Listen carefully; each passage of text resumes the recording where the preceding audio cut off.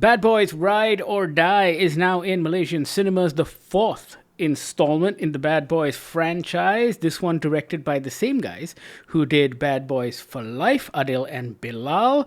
If their name sounds familiar, they were also responsible for the Ms. Marvel TV series and the cancelled Batgirl movie. Now, I have to say right off the bat, I loved this film because Adil and Bilal weren't trying to do their own thing. They were channeling Bayhem. And they were channeling classic Michael Bay Bayhem, which is what I absolutely loved about this. It felt gritty and visceral and intense and chaotic, all in that high saturation Miami-ness. Like if you enjoy Martin Lawrence and Will Smith cursing at each other while wrecking the streets of Miami, then this is the movie for you. I kind of have to respectfully disagree. Wow. Having seen Bad Boys 1 and 2 recently, I felt like this didn't quite have the same panache. I felt like it didn't quite match up to the Bay Bad Boys. Really? Yeah, I didn't feel like the action sequences were big enough. I didn't feel like the movie was set in Miami because a lot of it was shot at night. The movie is a Bad Boys film. It's Martin Lawrence, Will Smith doing a thing. But to me, it really felt devoid of Michael Bay. Interesting. I had early Michael Bay. Not Six Underground, not Ambulance Michael Bay. I will say the directors were a little more restrained with the use of drone shots here. But it was very obvious they were excited about those drone shots. To be fair, they didn't use it a lot. They only used it, I think, in 2 action sequences. But what I felt Adil and Bilal did really well was I think they kept to the spirit of what the original Bad Boys was all about. Like for me, this is how you do a show about family instead of the fast way. Yep. Because all of the beats are very similar, right? Here are 2 partners, they are soulmates in inverted commas. And of course, all of the people they kind of collect along the way across the franchise slowly becomes their family. And sometimes you have members of the family that are slightly more reprehensible than the others. And it's this very complex relationship between this group of people. And I think the way it's pulled off in Bad Boys Ride or Die feels a lot more authentic than in Fast and the Furious when they go, well, you know what? Actually, we really like John Cena as an actor, so let's just forget all the bad shit he did in the previous movie. I will give you all of that. It just didn't quite feel like Michael Bay. Like, it feels like a Bad Boys film. It just didn't feel like a Michael Bay Bad Boys film, which I found a little, I wouldn't say disappointing, but unfortunate. For me, this felt like a real 90s action movie. The one thing I will say, though, at the end of it, coming out of the cinema, one of my first thoughts were, I think these guys are done. I don't know if I'll believe Martin Lawrence is in Bad Boys 5. You know what I mean? Like, he really doesn't look like he's up for a lot of this anymore. It depends how long they take to make one. I think they could pull off a Bad Boys 5 if it came out next year or the year after. I think any later, because there's quite a bit of a gap between these movies, right? The smallest one, of course, is between Bad Boys for Life and Bad Boys Ride or Die, which is only 4 years. But still, it's 4 years. Normally, they like to rush these sequels. But I think they maybe have one more if they do it soon. But you're absolutely right. Any longer, and I'm not sure Martin Lawrence can keep up with the running. Will Smith, however, looks like he doesn't fucking age. Yeah. Will Smith is fine. But I think Martin Lawrence is kind of done. I will say. Wait. Question before you go into that. We've been talking about the bayness of the movie, which we disagree on. Yeah. But did you have a good time? Because I had a very good time. I had a good enough time. I think what didn't help was that I just rewatched 1 and 2.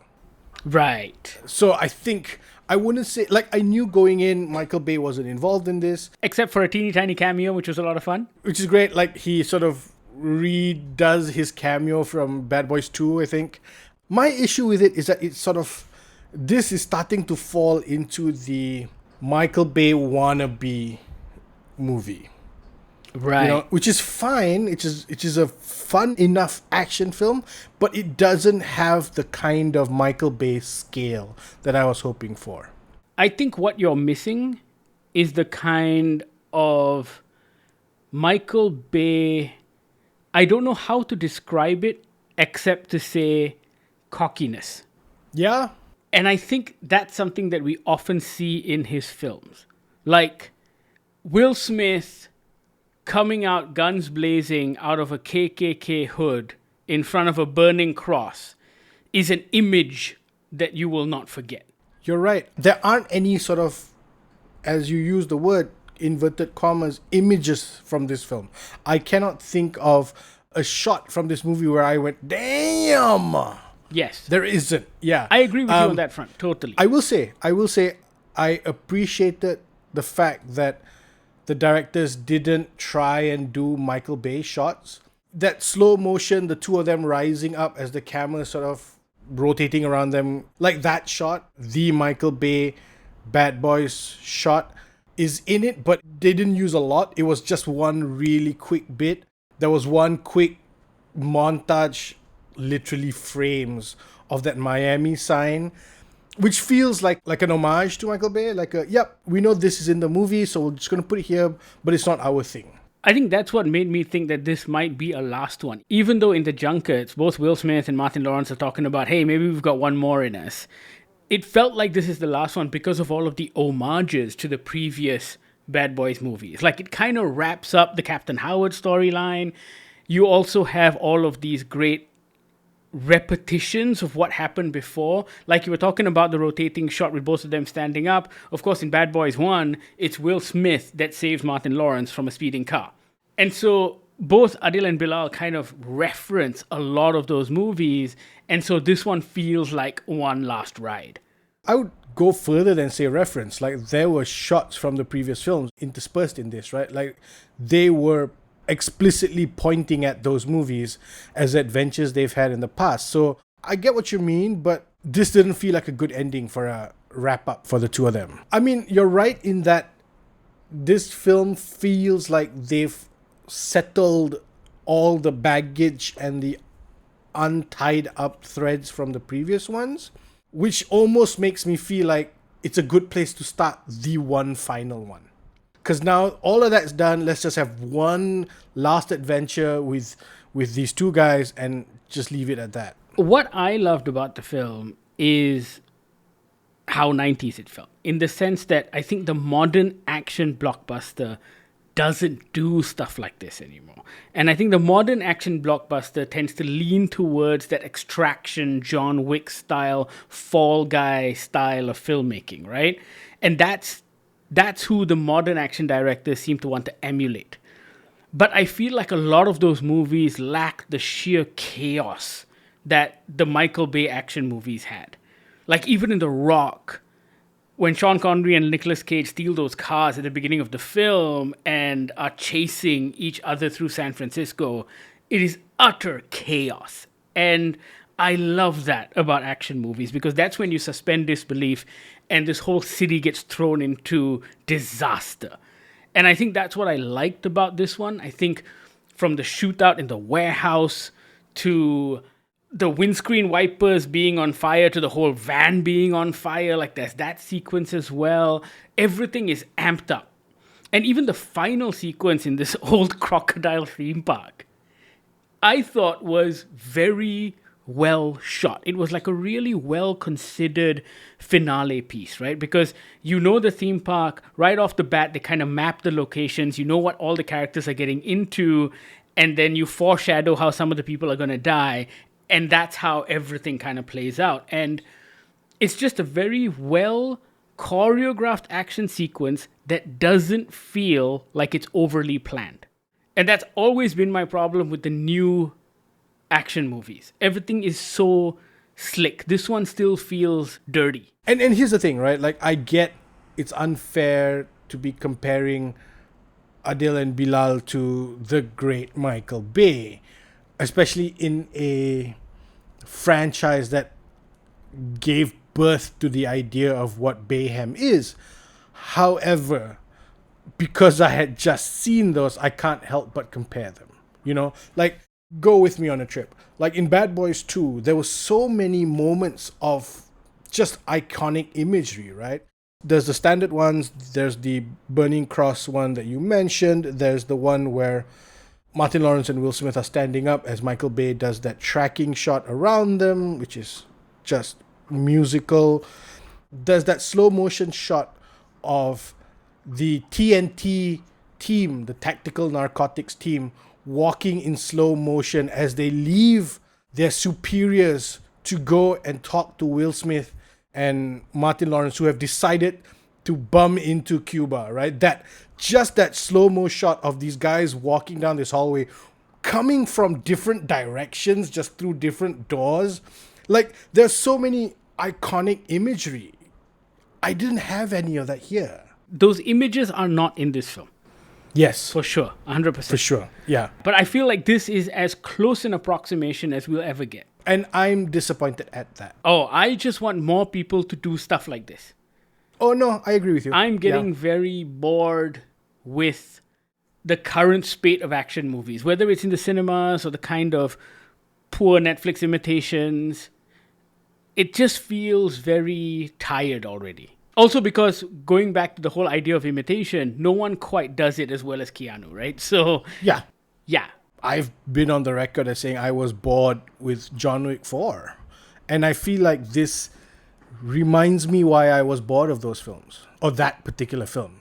I think the other one that kind of did an okay job of trying to kind of marrying the John Wick and Bad Boys was Nobody with, what's his name? Bob Odenkirk. That was okay.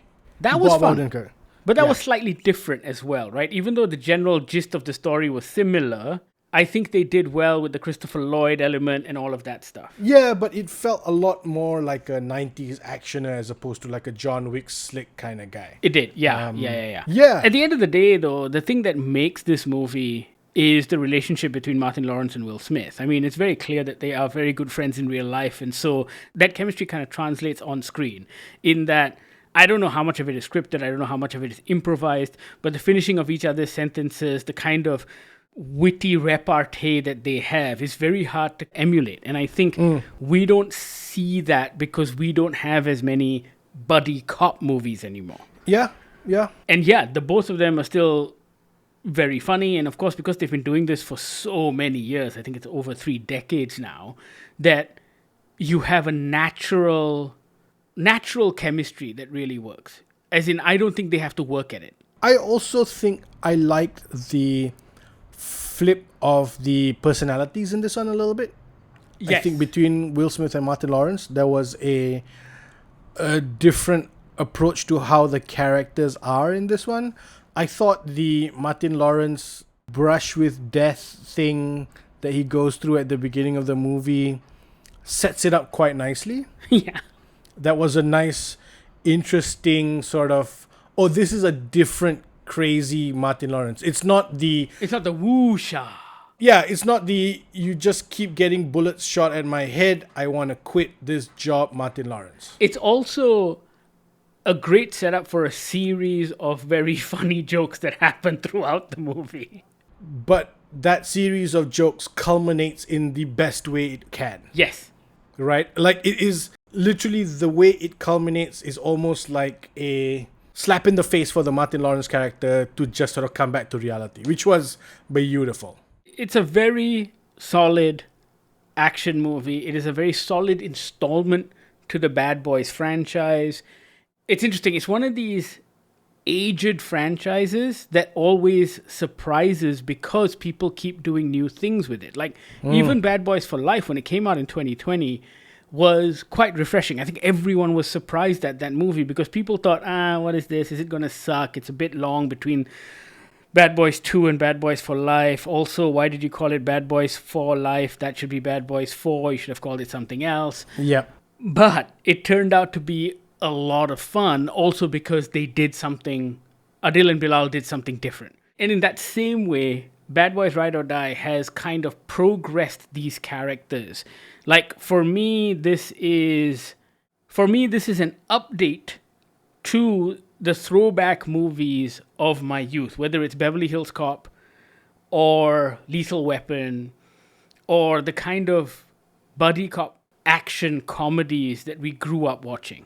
Ironically, yeah. Adil and Bilal were supposed to direct Beverly Hills Cop, the Netflix version, which is coming out in a couple of weeks. Yeah, they were signed up to do that, and then I think they went on to do this, and I can't remember who took over that one.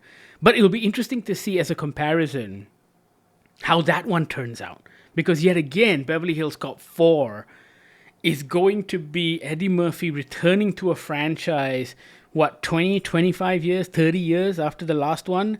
Yeah. And Beverly Hills Cop 3 wasn't great.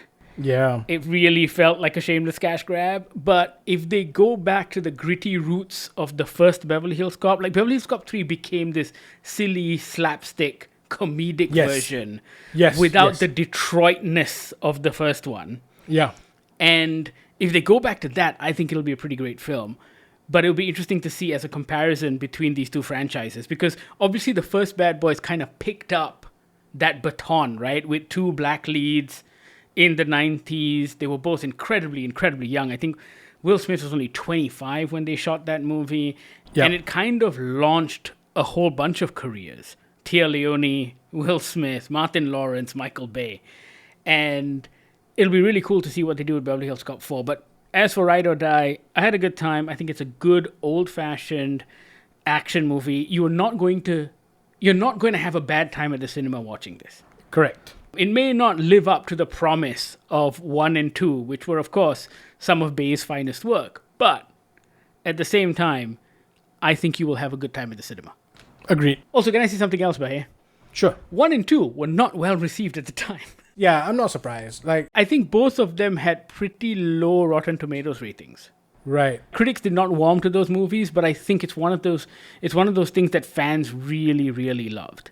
It is definitely a movie that has sort of grown legs after it got out of the cinema. Also, just a quick note for all the ladies who are watching, Jacob Scipio is back as Armando Aretas. And let me tell you, he's a hot, hot man. That prison sequence was fucking cool. He's about to get murdered in a prison, and he picks up one of the weights off a barbell, and holy shit, that sequence is cool. He ties it to the top of his jumpsuit and just goes to motherfucking town. Yeah. Also, sorry, this is what I wanted to say earlier. We didn't make fun of him. We laughed at the sequence. But good God, Reggie grew up good. Reggie is the MVP of this movie. Reggie motherfucking MVP'd this film. His introduction in Bad Boys 2, when he came to pick up Martin Lawrence's daughter for a date, remains one of the funniest sequences in cinema. Every time I watch it, I can't help but burst out laughing. Yeah, and you know the story behind it, right? I don't know the story behind it. What? That was completely off book. Reggie didn't know what was happening. Will Smith jumped on that scene, and the two of them just took Reggie to town. That's hilarious. And that was the first time Reggie had met Will Smith. So him trying to be cool was because Reggie the character and Reggie the actor were both trying to be cool in front of Will Smith and not break scene. That is hilarious. Oh man, yeah. That's apparently the story behind that sequence. Awesome. Check out Bad Boys Ride or Die. It's now showing in Malaysian cinemas. There are a whole bunch of fun little cameos of, I'm assuming, people who are just good friends with Will Smith and Martin Lawrence showing up in this movie. You know how to reach out. All of our social media feeds at GogglerMY. You can also email us on podcast@goggler.my or send us a WhatsApp on the Goggler hotline, 012-524-5208. Thank you so much for listening. This is the Goggler Podcast.